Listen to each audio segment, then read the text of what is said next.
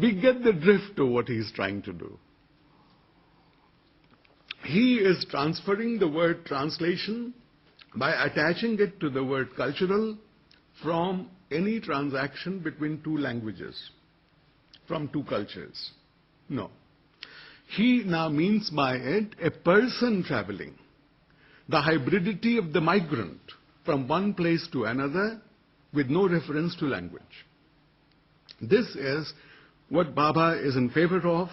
This is what Bhabha supports. This is what Bhabha means by cultural translation. What he calls cultural translation is, firstly, what he means by it, that he does not mean literary translation. He does not mean linguistic translation. What he means is the process and condition of human migrancy. He has a lovely phrase for it. He always has wonderful phrases. He calls it the translational transnational, which is the condition of Western multiculturalism brought about by third world migrancy. Since Bhabha first articulated it, the distinctly postmodernist idea of cultural translation in this non-textual, non-linguistic sense has found an echo in much contemporary writing, both critical and creative. I'll cite a couple of examples. There's a Pakistani writer. He's called a Pakistani writer, but that's problematic. There's a writer, British writer, called Hanif Qureshi, much acclaimed in post-colonial circles, who talks about cultural translation in this new sense. Unlike Rushdie, Qureshi had one English parent. Qureshi was born in England, not in Bombay or any part of India or Pakistan. He grew up in Kent, a home county, and he thought of himself as quite and completely British rather than Indian or Pakistani or even hybrid. To quote Qureshi, I was brought up really as an English child. I wasn't influenced by Asian culture at all, he says. As he put it in another interview, I'm not a Pakistani or an Indian writer, I'm a British writer. And this shows in his work. He does not know any Hindi film songs, judging by his fiction. He instead edited the Faber Book of Pop. He's so intensely English that Faber asked him to edit the Faber Book of Pop. That's where he comes from. He has at least one book, Sleep With Me, which has only British white characters.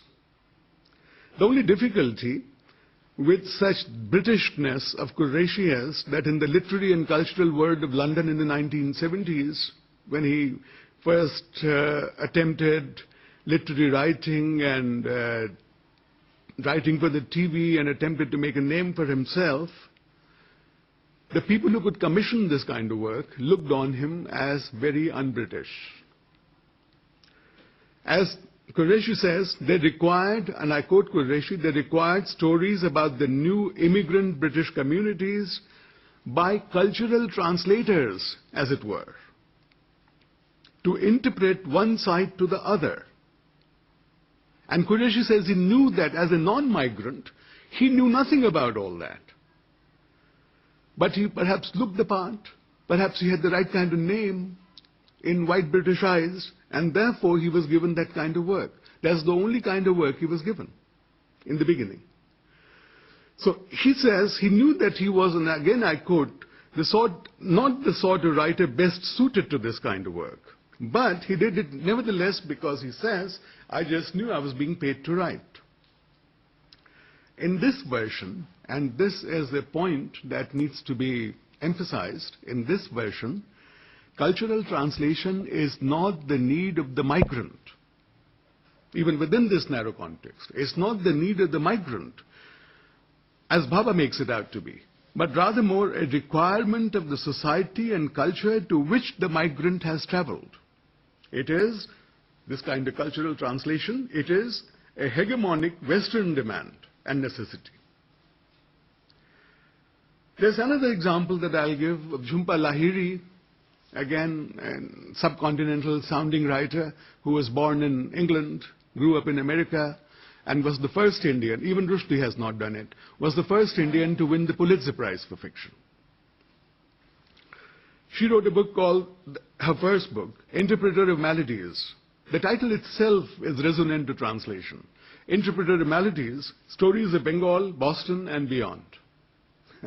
I like the alliteration. Bengal, Boston and beyond. Boston is a city, Bengal is a province, and I don't know where beyond is. So she was the first writer to win the Pulitzer Prize. And when her book traveled to India, it was published in America. When it was reprinted in India and some of us read it, the reviewers pointed out that she did not know what she was talking about.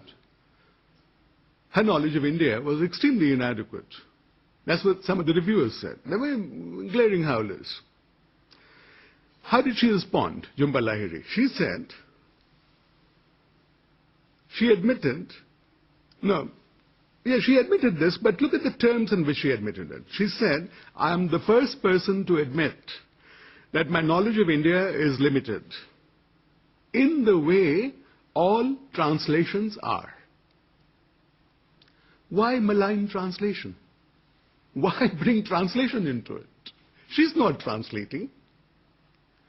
But she couples what she is doing as original creative writing, not translated from any other language, with translation. And she develops this idea. She seems to be very fond of this idea. She says that her representation of India is in fact her translation of India, quote unquote. She says, further, and she goes further now, almost all of my characters are translators, not only she herself. Almost all of my characters are translators, insofar as they must make sense of the foreign to survive. I think she has read Homi Bhabha's essay. The kind of intertextuality that we find now between creative writing of a particular kind, especially post-colonial kind, and post-colonial theory and criticism is quite astounding. There is a circulation of terminology at least. And then at the end of this article, Jhumpa Lahiri says, and whether I write as an American or an Indian about things American or Indian or otherwise, one thing remains constant. I translate, therefore I am.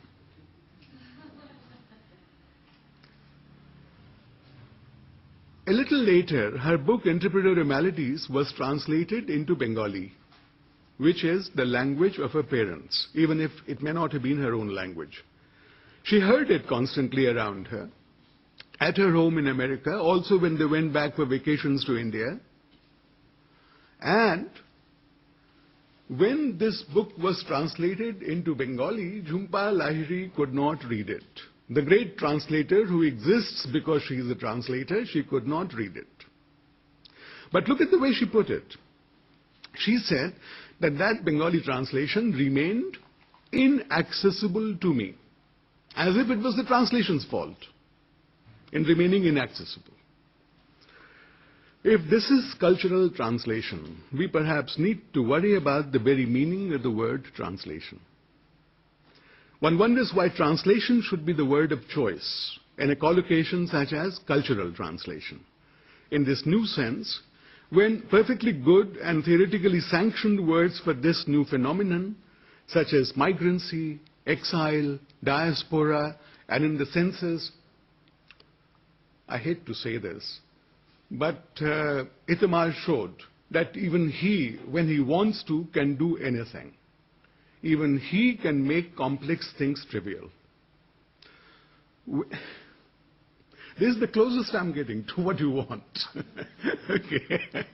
Now, reading cornflake boxes and chocolate boxes is absolutely wonderful. This is what we do when we have nothing else to do.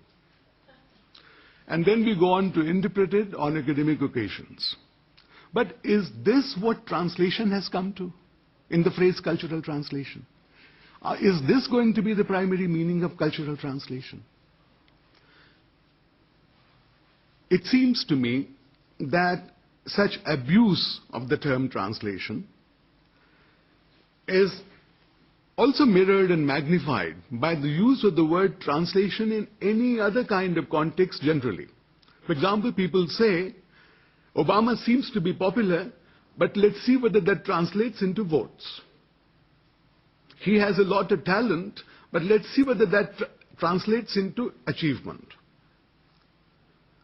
This has been common usage even earlier, metaphorically. But here we have gone further. Even that usage of translation is not, I don't know whether there's any need for it, because there are many other words available to us. And if the word translation is used in those other contexts, what it seems to suggest, what it does in effect is to dilute the meaning of translation through further diffusion. And that is not, that may be a wonderful thing for everybody who uses English every day in common use, but it's not such a good thing for people who are professionally and seriously, academically involved with translation. It's like the use of the word politics. Everything has a politics to it. There was a semantic explosion in the meaning of the word politics after Kate Millett's book, Sexual Politics. Now there is the politics of open spaces, there is the politics of drainage, there's the politics of sewage, there's the politics of everything. That, in some senses, is what's beginning to happen to the word translation. Why do I want to protect this territory? Because I'm old and old-fashioned? That's always one reason.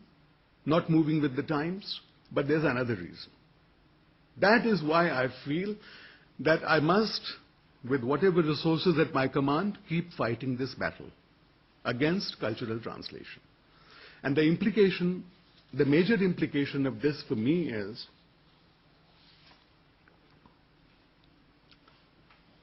that in this post-colonial, post-modernist world, where newness constantly enters through cultural translation, the need to protect some little space for old and old-fashioned literary translation is because if we do not do this, if we do not protect that space, that, if you like, ecological space of a balance culturally between languages, then sooner than later we shall end up with a wholly translated, monolingual, monocultural, monolithic world. And I will not even go into monochronic.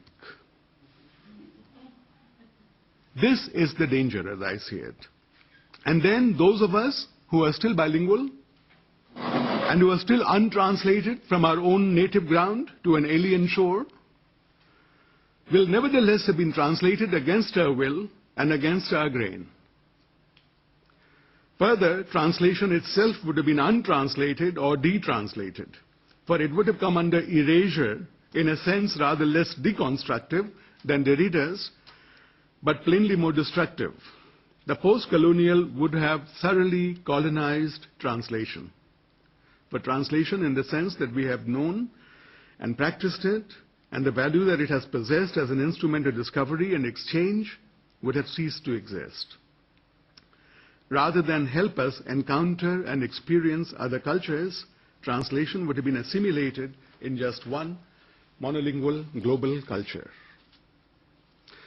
All the recent talk of multiculturalism relates, it may be noted, not to the many different cultures located all around the world, but merely to the expedient social management of a small sample of migrants from some of those cultures who have dislocated themselves, displaced themselves, and already arrived in the world.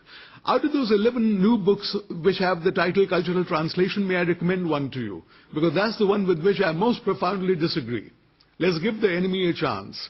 It's called Betwixt and Between. And it's about place. The word place occurs in the subtitle.